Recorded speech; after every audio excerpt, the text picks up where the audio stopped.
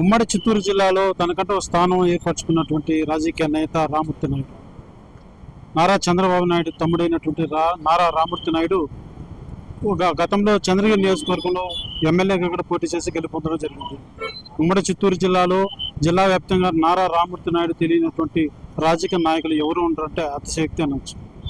ఏదైతే నిన్న గత కొంతకాలంగా ఆరోగ్యం సరిగా లేకుండా హైదరాబాద్లో ఆయన కాలంతం చెందడం అయింది.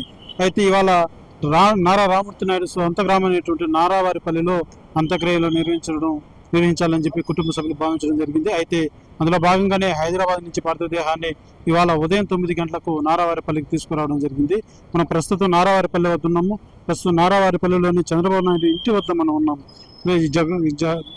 జస్ట్ కొద్ది క్షణాల ముందే నారా చంద్రబాబు నాయుడు కూడా చేరుకోవడం జరిగింది.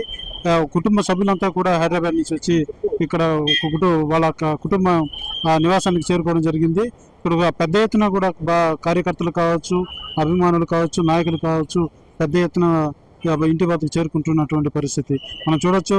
పార్థివ దేహాన్ని దర్శించేందుకు కూడా సపరేట్ ఒక విఐపీ లైన్ కూడా సామాన్య కార్యకర్తలు కూడా ఏర్పాటు చేయండి. అదేవిధంగా విఐపీలు కూడా లైన్లు ఏర్పాటు చేసి వచ్చేటువంటి వారు ప్రతి ఒక్కరు కూడా సందర్శించేలాగైతే తగిన ఏర్పాట్లు అయితే అధికారులు మొత్తం కూడా ఏర్పాటు చేశారని చెప్పాలి.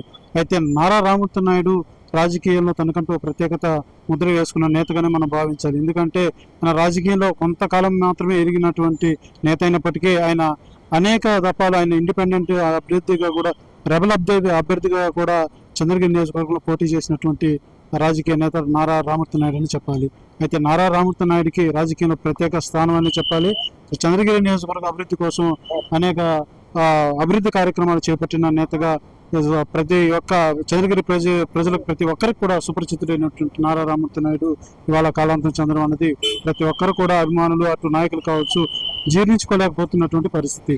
అదేవిధంగా కుటుంబ సభ్యులు సైతం పూర్తి స్థాయిలో కన్నీటి కాదైనటువంటి పరిస్థితి కనబడుతుంది. ఎందుకంటే నారా చంద్రబాబు నాయుడు సొంత తమ్ముడైనటువంటి నారా రామూర్తి ఎంతో అన్యోన్యత అయినటువంటి అన్నదమ్ముల బంధం అనేసి కూడా వాళ్ళ ఈ గ్రామస్తులు కూడా అనేక మంది తెలుపుతున్నటువంటి పరిస్థితి.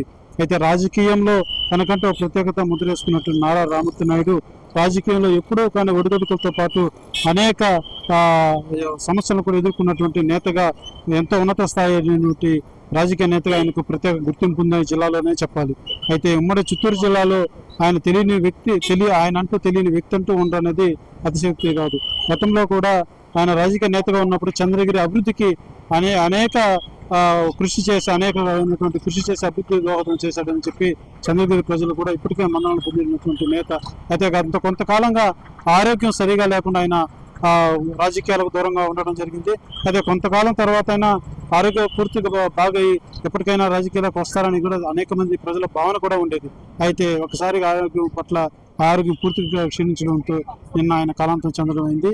ప్రతి ఒక్కరు కూడా జిల్లాలోని ప్రతి ఒక్క రాజకీయ నాయకులు, కార్యకర్తలు కావచ్చు, అభిమానులు కావచ్చు పూర్తి స్థాయిలో కంటతడి పెడుతున్నటువంటి పరిస్థితి అయితే జిల్లాలో కనబడుతున్న పరిస్థితి.